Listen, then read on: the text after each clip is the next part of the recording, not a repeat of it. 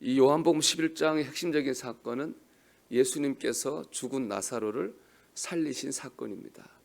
오늘 말씀을 보면은 이 기적을 보고 예수님을 믿은 사람들도 있지만은 놀랍게도 예수님을 대제사장들과 바리새인들에게 고발한 사람들도 있었습니다. 우리를 놀라게 하는 사람들은 누굽니까? 죽은 사람이 살아나는 기적을 보고 믿은 사람이 아닙니다. 그런 기적을 보고도 예수님을 고발한 사람들입니다. 죽은 사람이 살아나는 것 보면 믿는 게 자연스러울 것 같은데 그런 와중에도 뭐 안 믿는 정도가 아니라 오히려 예수님을 고발했다고 하는 사람들은 참 대단한 사람들이라고 생각합니다. 믿지 않기로 작정한 사람은 무슨 일이 있어도 안 믿는 겁니다. 기적을 보고도 믿지 않는 겁니다. 반면 믿으려고 결심한 사람은 아침에 해가 떠오는 것만 봐도 은혜를 느끼는 거예요. 그죠? 아무것도 아닌 일에도 은혜를 느끼고 심지어 어려운 가운데서도 감사를 하게 됩니다. 여러분, 우리가 오늘 한날 하나님을 믿기로 작정하고 하루 살기를 소망합니다. 그래서 일상에서도 은혜를 느끼고 어려운 일에서도 감사할 수 있는 저와 여러분 되기를 주 이름으로 축원합니다. 자, 48절 50절 말씀 보면 이제 그렇게 고발을 받은 대제사장들과 바리새인들이 이 문제를 가지고 회의를 합니다. 그리고 결론 내리기를 예수님을 죽이기로 합니다. 그들이 예수님을 죽이기로 한 표면적 이유는 유대 민족을 위해서입니다. 이렇게 사람들이 막 예수님을 막 따라다니고 몰려다니면은 이 당시 유대를 다스린 로마 사람들이 그거를 반란의 징조로 받아들일 것이고 군대를 동원해서 사람들을 죽일 거라는 거죠. 그렇기 때문에 예수님이 죽는 것이 이 민족을 위해서는 유익하다. 그들이 그 결론을 내렸습니다. 그건 그냥 글자 그대로 표면적인 이유입니다. 속셈은 뭡니까? 자신들의 기득권을 지키고 자신들의 영향력을 잃어버리지 않기 위해서 예수님을 죽이려고 하는 겁니다. 그리고 이들은 이날부터 어떻게 예수를 죽일까 이제 막 모의를 하기 시작했습니다. 그런데 여러분 51절 52절 말씀 보면은 놀라운 비밀이 밝혀집니다.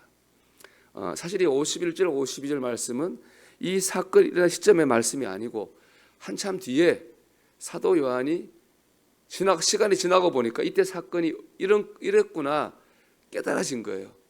요한의 해석이죠. 바로 그 말씀인데요. 자, 51절 말씀 이렇게 말씀하죠. 이 말은 스스로 함이 아니요 그랬습니다. 대제사장들과 바리새인들이 예수님을 죽이려고 생각하고 말을 했습니다. 근데 지나고 보니까 그런 생각을 하고 그런 말을 한 거는 그들의 생각이 그들이 한 게 아니었다는 거예요. 누가 그렇게 하게 했다는 겁니다. 누가 그들로 하여금 예수님을 죽이자는 생각과 말을 하게 했을까요? 하나님이죠. 하나님이 하셨다는 거예요. 52절 말씀 볼까요? 또 그 민족만 위할 뿐 아니라 흩어진 하나님의 자녀를 모아 하나가 되게 하기 위하여 죽으실 것을 미리 말함이로라. 대제사장들과 바리새인들은 자신들을 위해 예수님을 죽이려고 했어요. 예수님이 죽는 것은 그들의 뜻과 계획일 뿐 아니라 동시에 하나님의 뜻이기도 했습니다.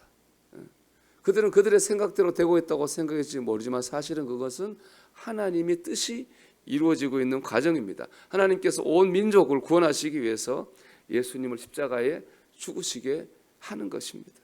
즉 하나님은 그들의 악한 자들의 그 계획과 뜻을 통해서도 하나님의 뜻을 이루어 가셨다는 겁니다. 하나님 누구십니까? 악한 자들을 통해서 악한 자들의 악한 계략을 통해서도 역사하시는 분입니다. 뜻을 이루시는 분입니다. 그러면 우리는 악한 자들이 형통하고 악한 자들의 뜻이 이루어지는 것 같은 상황에서도 실망하고 낙심할 필요가 없습니다. 악한 자들이 형통하고 악한 자들의 뜻이 이루어지는 그 순간에도 하나님께서는 배후에서 하나님의 뜻을 이루어가고 계시기 때문에 그렇습니다. 요즘 우리나라 상황을 보면서 걱정하는 분들이 많습니다. 또 걱정할 수밖에 없는 현실입니다. 근데 저는 오늘 말씀을 묵상하면서 은혜를 받았습니다. 우리가 걱정할 수밖에 없는 상황을 통해서도 하나님 분명히 선하게 역사하시기 때문에 그렇습니다. 우리나라 역사를 보면 정말로 그렇습니다. 우리 현대사회에서 가장 아프고 위험한 시기는 일제 36년과 6.25 전쟁이었습니다. 근데 하지만 지나고 보면은 일제 36년이라는 기간을 통해서 복음이 우리나라에 들어왔고 6.25 전쟁을 통해서 우리나라가 오히려 새롭게 발전하는 계기를 맞이했습니다.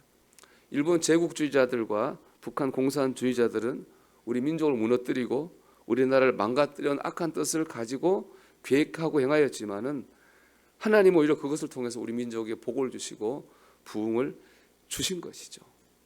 하나님께서 우리 민족을 사랑하시는 줄 믿습니다.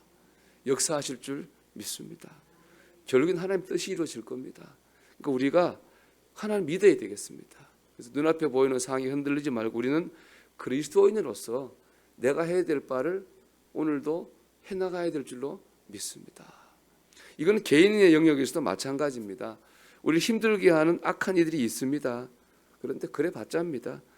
결국엔 하나님의 뜻이 이루어질 줄 믿습니다. 우리 나를 힘들게 하는 사람을 보지 말고 하나님을 바라봐야 되는 거예요. 지금의 상황을 바라보지 말고 하나님 역사실 그때를 바라봐야 됩니다. 사도 요한도 그때는 몰랐잖아요.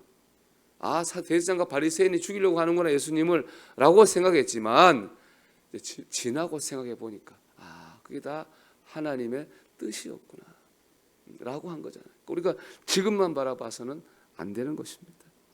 우리가 그때를 바라보면서 하나님의 자녀로서 우리가 가야 될 길, 해야 할 바를 흔들지 말고 바라보며 나아가야 되겠습니다. 하나님께서 악한 자들에게서 우리를 지켜주시고 우리의 억울함을 풀어주시고 우리를 높여줄 줄로 믿습니다. 여러분 오늘도 악한 자들에게 악에게 흔들리지 말고 하나님의 역사하심을 보며 나아가는 하루가 되기를 주님의 이름으로 축원합니다.